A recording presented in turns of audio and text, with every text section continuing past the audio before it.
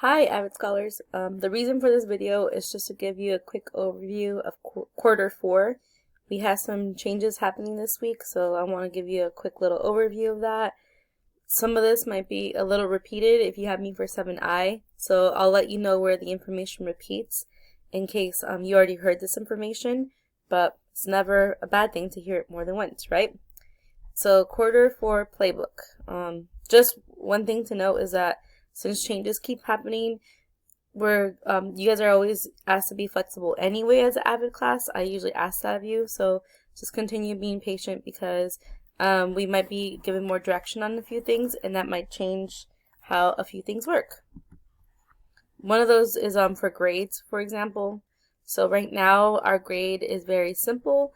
Just half of your grade is counting towards participation, and the other half is towards assessments. Now, participation in our class includes, it's going to include your tutorials. It's going to include Zoom sessions that I have with the whole class, and just a discussion board post that I place. As far as assessments, right now the main thing that's going to go in that category are your weekly logs. So just make sure you're keeping up with those. But as the picture shows, this part is subject to change. So we might get more direction from the district on how they want us to grade you, so that might look a little different in the future. In our class, our weekly schedule is going to look very similar. I'm trying to keep the routines the same through distance learning so that you don't get confused. Now, last week you were already introduced to the weekly logs. The best case scenario is that you're working on those every day. If you work on those every day, then it shouldn't feel like a lot of extra work. And then next it says complete one Jamboard and TRF each week. This part is going to be new this week, so I'm going to make a separate video about this. So if this sounds a little confusing to you, then I will have a separate video to kind of go over that. I just didn't want to put it all on this one and have a very super long video. And then next it says we are going to have weekly tutorials, so that's going to count towards your participation grade, and attending Zoom class sessions. As we get into our routines, these Zoom class sessions will start fitting in there a little bit more. I know that we're all still getting used to this distance learning. I know I am, so I'll work with you to find a routine for that too. Here's where the information repeats from our 7I class as far as guidelines go. So if you would like to pause the video here, if you already saw all of this, I created an ed puzzle for 7I. Before our AVID classes, I wanted to go over it too, just because it's really important to review what the expectations are for quarter four. So respect, effort, and pride is still the main focus of all of our classes. And I know that as far as respect goes, we never have had a problem with respect. It's just a little different now since we are communicating through screens. So just be mindful of that, because we know that when you communicate through a screen, I'm not able to have that conversation with you. So it requires us to be extra respectful. As far as effort goes, just make sure you're trying your best on all of our assignments. In our class, that's the weekly logs. Since it's really one of our only assignments, I really hope that you are putting a lot of effort and doing that each day. If you don't know how to do something, please try. Of course, let me know, but it's always best if you try first. As far as pride goes, I know that a lot of us have found a system that works for us. If you haven't, it's really important that you're looking for that learning approach that's suiting you. Ask yourself right now, am I finding success? And if you're not finding success, then we need to change a few things up. And then ask for advice if you're struggling. All of you have the extra benefit of having not only me, but you also have your AVID tutors. So you have extra resources to ask, but please make sure you're letting us know if you're having a hard time so we could try to help you. So here's some extra communication guidelines since we are, like I said, only communicating through screens. Of course, always think before you post. Remember that once you send something, you can't take it back. So just make sure that you're keeping that in mind. As far as communicating directly with me, you have a few options. You could always use Google Classroom, you can email me, or you can use Parent Square. I know that sometimes it's really hard to wait for a response, but just be patient because there are times where I get a lot of emails at once, and so just make sure that you're being patient with me since I have a lot of you to help. And then be mindful of the time that you're communicating with us. So if you're communicating really late, just kind of be respectful about that, because you know that people might be sleeping. And then just make sure you're trying to phrase your questions respectfully. And this goes for the tutors too. So it always helps when you guys use frames like this. Like, I was wondering if you could help me with, or is there a way you can help me, you know, whatever the case is, like if you need help with something or if you need help changing your grade, any of those. We are going to be either using Zoom or we will try Google Hangouts every now and then. So just make sure that when you know we have a meeting coming up, that you set up your technology ahead of time. Make sure, like, whatever device you're using, whether preferably it's your like a Chromebook or a laptop, because you're able to access more features, but just make sure it's charged up. It's really important that you let your family members know when you're having Zoom sessions so that there's less distractions. I know even I do that, so that way, like, my family members at home know that, like, I need a little bit more focus on my screen and they need to be more respectful of that. I'm going to ask that you show your camera, because it's part of our participation to see our faces and see that we're ready to go. If you don't want to show your background, then that's fine. You can choose an appropriate virtual background.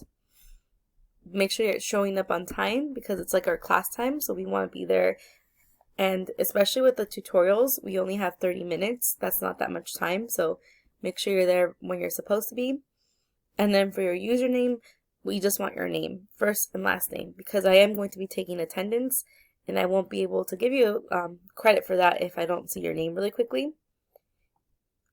This is just a reminder, like, just like you would in the classroom as you're walking in and you're arriving, say good morning, say hello.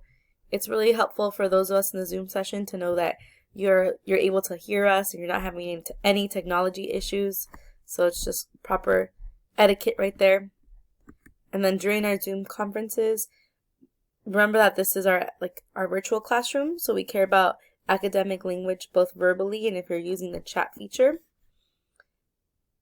As far as the tutorials go, you'll get a lot of speaking opportunities, but if you know that at that moment you're not speaking and it's going to be a longer period of time, just make sure you're muting your speaker and only speak when it's appropriate. Just like tutorials, like, we don't want to interrupt anybody, so just be respectful of that. And if something is happening that is distracting at home, you could temporarily mute your video, so that way you could handle whatever's happening at home and then come right back to the screen when you're able to.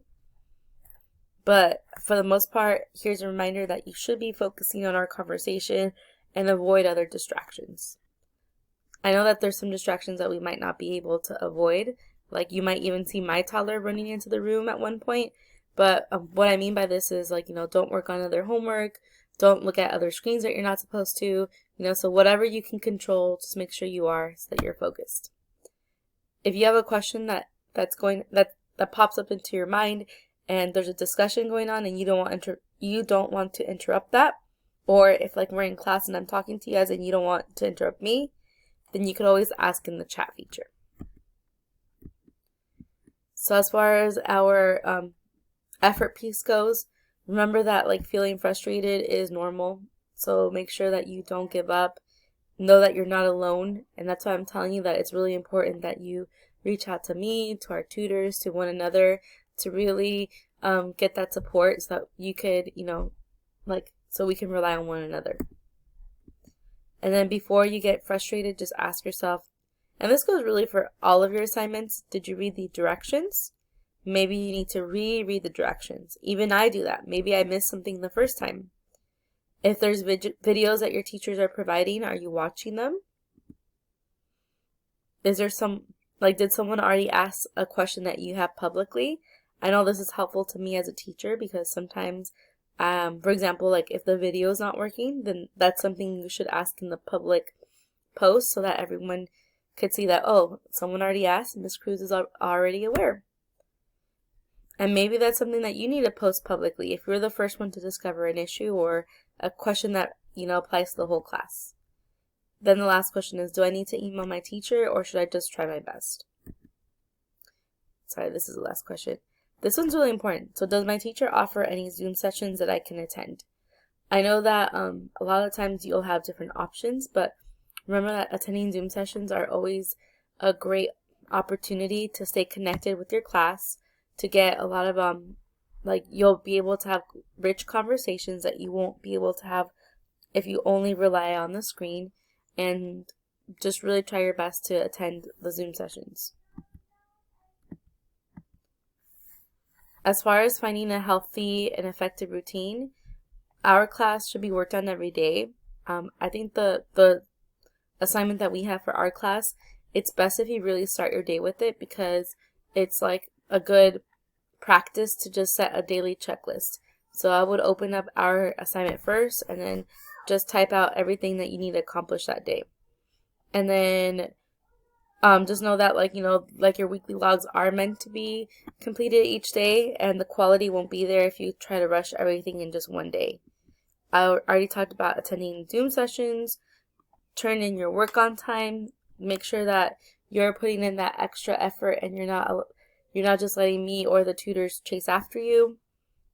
And it is really important that you let us know if something's going on, because we're here for you and we will work with you if there's some kind of issue going on. So don't be afraid to tell us. A new change is that you will only have 2 weeks to turn something in late before it's due, or after its due date, sorry.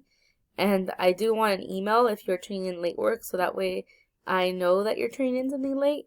And here's a little template for that. You can say like, "Hi, Mrs. Cruz, I'm sorry it's late, but I just finished my weekly log from last week. Could you please check it when you have time? Thank you," and then tell me your name.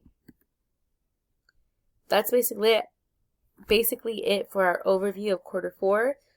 I am going to post other videos today, so just try your best to watch each one, because I'm doing these for you guys, so there's less questions and you understand things a little bit more. I hope you have a great day, and I hope to talk to you soon.